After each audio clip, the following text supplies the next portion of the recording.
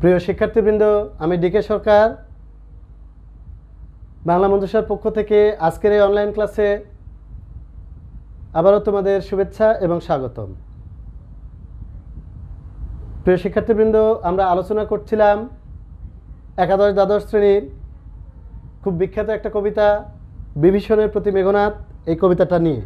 তো প্রিয় শিক্ষার্থীবৃন্দ, যদি পূর্ববর্তী ক্লাসগুলো তোমরা না দেখে থাকো তাহলে অবশ্যই বাংলা মঞ্জুষার এই ইউটিউব চ্যানেলটি সাবস্ক্রাইব করে ক্লাসগুলো দেখে রাখবে এবং করে রাখবে, তাহলে আজকের ক্লাস সহ পরবর্তী ক্লাসগুলো তোমাদের জন্য অত্যন্ত সহজ হয়ে যাবে।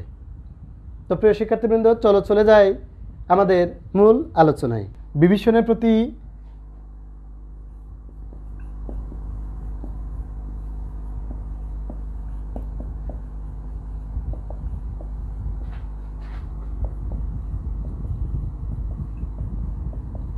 মেঘনাদ, এই কবিতাটি। প্রিয় শিক্ষার্থীবৃন্দ, আমরা এর আগের ক্লাসে কি দেখেছিলাম যে মেঘনাদ কিছু উপমার মাধ্যমে বিভীষণের সেই বংশ আভিজাত্য এগুলা মনে করিয়ে দেবার চেষ্টা করছে এবং বিভীষণের স্পৃহাটা জাগানোর চেষ্টা করছিল কে? মেঘনাদ। তাই মেঘনাদ বলল কি, যে পশুরা সিংহ যেমন শিয়ালের সঙ্গে বন্ধুত্ব করে না, ঠিক তোমারও এইরকম উচ্চকুল বংশজাত সন্তান হওয়া সত্ত্বেও এই সাধারণ একজন বনবাসী নর রাম, তার সঙ্গে বন্ধুত্ব করা ঠিক হয়নি। এবং এর পরক্ষণে মেঘনাদ বিভীষণকে উদ্দেশ্য করে বলছে কি, যে অজ্ঞ দাস বিজ্ঞতম তুমি, অবিদিত নহে কিছু তোমারও চরণে। মেঘনাদ বিভীষণকে উদ্দেশ্য করে বলছে যে অজ্ঞ দাস বিজ্ঞতম তুমি। মেঘনাদ বিভীষণকে বলছে যে হে বিভীষণ, তোমার এই দাস, এই মেঘনাদ অজ্ঞ, অর্থাৎ এর তেমন কিছুই জানাশোনা নাই। অজ্ঞ দাস, তাহলে এখানে লক্ষ্য রাখতে হবে যে অজ্ঞ দাস, এখানে দাসকে দেখো, যখন বলা হলো অজ্ঞ দাস, এখানে দাসকে, এখানে দাস অবশ্যই মেঘনাদ। মেঘনাদ নিজেকে দাস বলে পরিচয় দিচ্ছে। কার দাস? বিভীষণের। এটা বিভীষণকে সমীহ করে তাকে সম্মান দেখিয়েই বলছে। কেন? যেহেতু বিভীষণ তার পিতা সমতুল্য চাচা, তাই মেঘনাদ বিভীষণের দাসরূপে নিজের পরিচয় তুলে ধরে বলছে যে অজ্ঞ দাস, হে বিভীষণ, তোমার এই দাস, তোমার এই ভাতিজা মেঘনাদ, এ তো অজ্ঞ, এর তো তেমন জানাশোনা নাই। অজ্ঞ দাস বিজ্ঞতম তুমি, কিন্তু হে বিভীষণ, তুমি তো বিজ্ঞ, তুমি তো অনেক জ্ঞানী। বিজ্ঞতম তুমি, অবিদিত নহে কিছু তোমারও চরণে। অবিদিত, অবিদিত শব্দের অর্থ কি? দেখো, এই বিদিত, বিদিত মানে কিন্তু জানা, তাই তো? যখন এর আগে অনেতিবাচক অর্থে বসবে তখন অবিদিত, অবিদিত মানেই তখন হয়ে যাবে কি? অজানা। তাহলে অজ্ঞ দাস,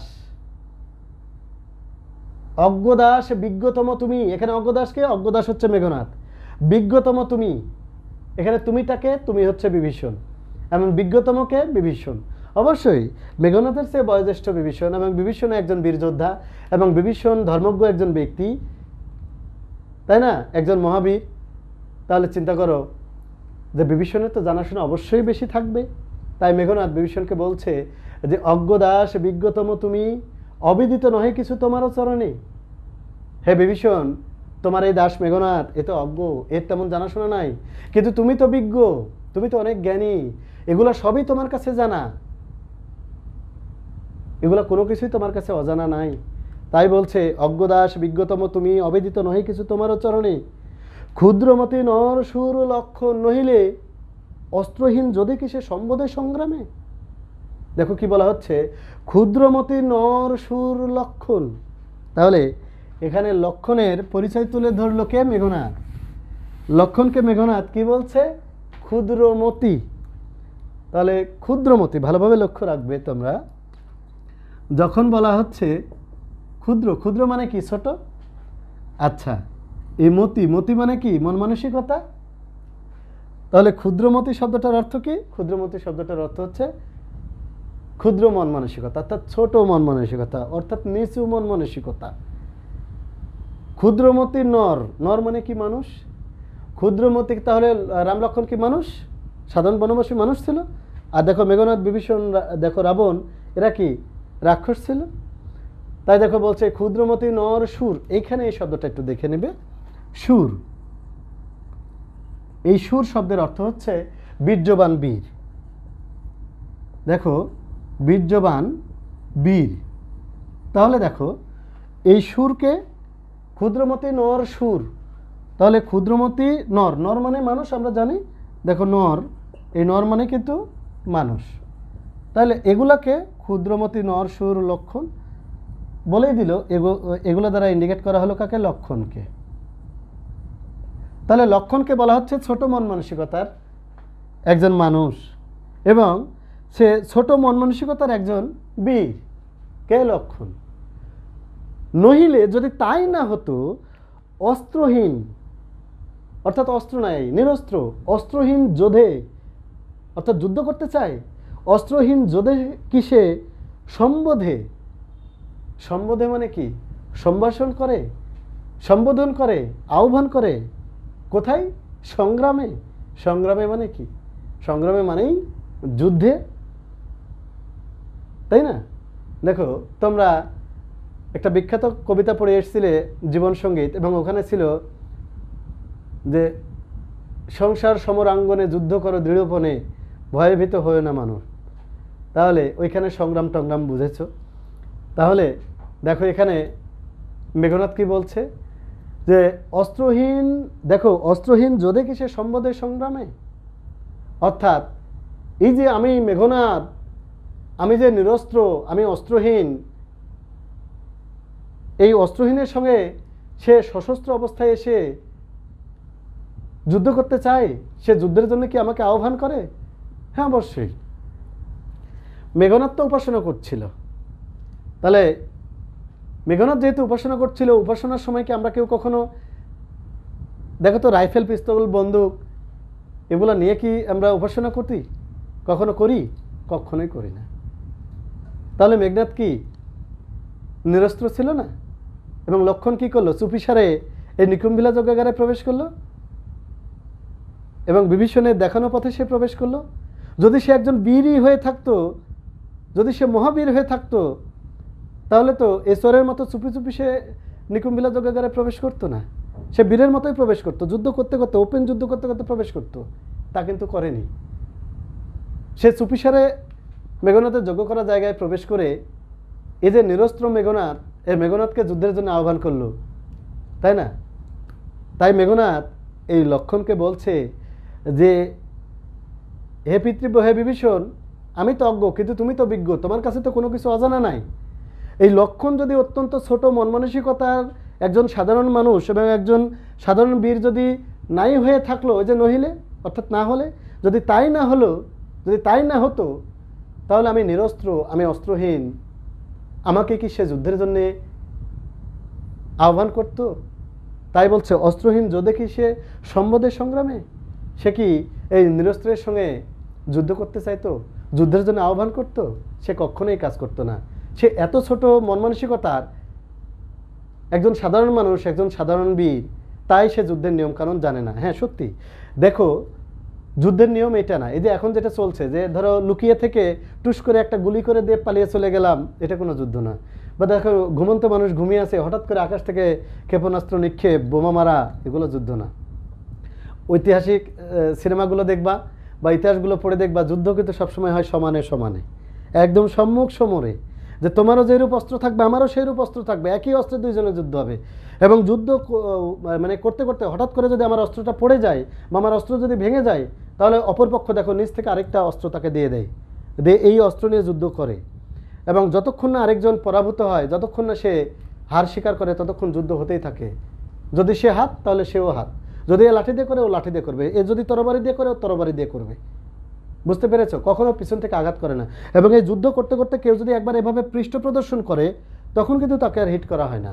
কেননা পৃষ্ঠ প্রদর্শন করা মানেই তার বশ্যতা স্বীকার করে নেওয়া যে বাবা আমি হেরে গেলাম। তাহলে যেহেতু পরাজয় সে মেনেই নিচ্ছে, তাহলে সেই ক্ষেত্রে তাকে আবার কেন হিট করবে, কেন তাকে আঘাত করবে?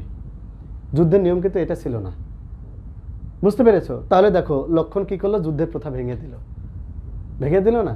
তাহলে সে কি একেবারে ছোট মন মানসিকতার একজন সাধারণ বীর, সাধারণ একজন মানুষ এবং অত্যন্ত ছোট মন মানসিকতার? যদি তাই না হলো, তাহলে নিরস্ত্র অবস্থায় সে সশস্ত্র অবস্থায় এসে যুদ্ধ করতে চাইতো? কখনো চাইতো না। তাই মেঘনাদ কিন্তু বিভীষণকে উদ্দেশ্য করে বলছে এই কথা যে তুমি তো সবই জানো, তুমি তো বিজ্ঞতম, তোমার কাছে তো কোনো কিছু অজানা নাই। এবার তুমিই বলো, এই লক্ষণ যদি ছোট মন মানসিকতার নাই হয়ে থাকলো, তাহলে আমি নিরস্ত্র, আমার সঙ্গে কি সে অস্ত্র শস্ত্রে সজ্জিত হয়ে যুদ্ধ করতে চাইতো? তাই মেঘনাদ বিভীষণকে উদ্দেশ্য করে আবারও বলছে, কহ মহারথী একই মহারথী প্রথা।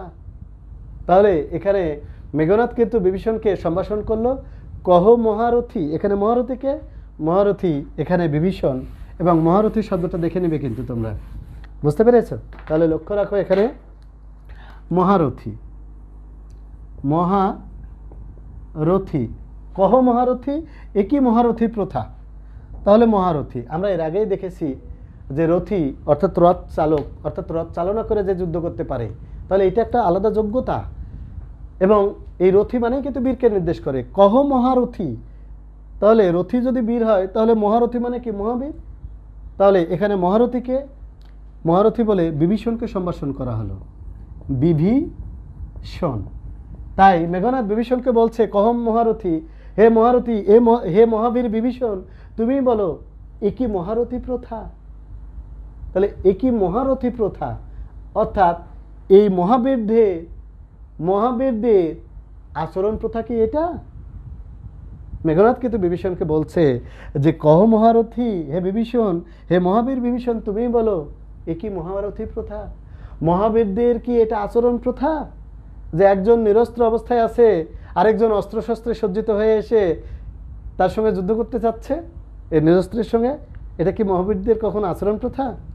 না, এটা কখনো মহাবীরদের আচরণ প্রথা হতে পারে না। তাই বলছে যে নাহি শিশু লঙ্কাপুরে শুনি না হাসিবে কথা। মেঘনাদ বিভীষণকে বলছে যে এই লঙ্কাপুরীতে, লঙ্কানগরীতে এমন একজন শিশুও তুমি খুঁজে পাবে না যে এই কথা শুনে হাসবে না। কোন কথা? যে একজন অস্ত্রশস্ত্রে সজ্জিত হয়ে এসে নিরস্ত্রের সঙ্গে যুদ্ধ করতে চাচ্ছে, নিরস্ত্রকে যুদ্ধের জন্য আহ্বান করছে। এটা যদি এই লঙ্কানগরীর একজন শিশুও শোনে, সেও হেসে দেবে।